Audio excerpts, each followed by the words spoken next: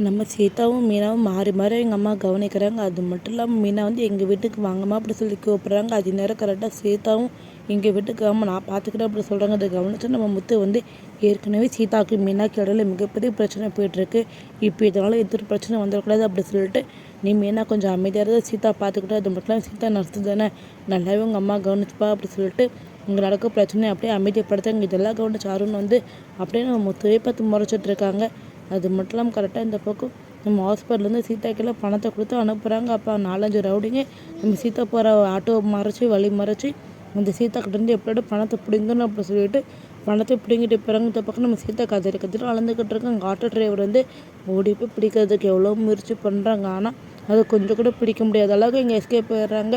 இந்த பக்கம் பணத்தை பறி கொடுத்து சீதா உட்காந்து நடு ரோட்டில் அழுந்துட்டு இருக்கிறாட்டா அந்த வழியாக போன நம்ம மீனா வந்து என்ன ஆகிட்டு சொல்லி கேட்குறாங்கன்னு நடந்த விஷயத்தெல்லாம் ஆட்டோ டிரைவர் சொல்கிறாங்க. இதெல்லாம் கேட்டு நம்ம மீனை செம்ம ஷாக்காக்குறாங்க. வா சீதா நீ அல்லாது நான் பார்த்துக்கிறேன் அது மட்டும் அவங்க மாமாட்ட சொன்னால் போதும் ஈஸியாக கண்டுபிடிச்சி கொடுத்துருவாரு அப்படி சொல்லிட்டாங்க. நடந்த விஷயத்தெல்லாம் நம்ம அருணுக்கிட்ட ஃபோன் பண்ணி சொல்கிறாங்க. நம்ம சீதா இதை கேட்டோன்னா நம்ம அருண் வந்து நம்ம இதை கண்டுபிடிக்கணும். அது மட்டும் நம்ம எப்படின்னா முத்து கண்டுபிடிக்க தான் போகிறான்.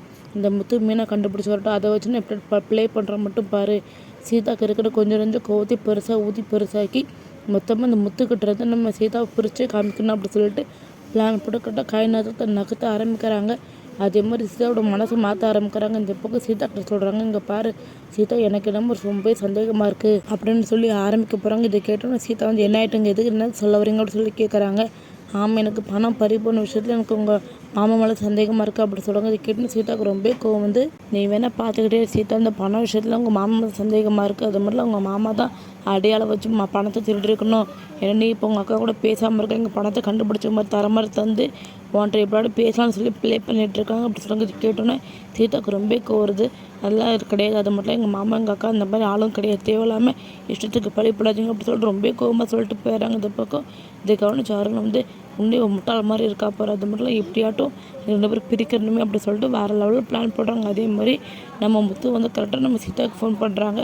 அங்கே இருக்க சிசிடிவி ஃபுட்டேஜெலாம் பார்ப்போம் அப்படி சொல்லிட்டு நம்ம முத்து மீனா சீதா எல்லாருமே அங்கே நின்று பார்த்துக்கிட்டு இருக்காங்க.